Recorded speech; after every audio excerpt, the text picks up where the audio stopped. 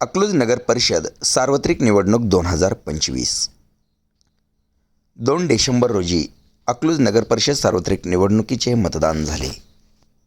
मतदानाच्या दिवशी वॉर्ड क्रमांक 7मध्ये मतदान केंद्रात तोडफोड झाल्याचे आढळून आले.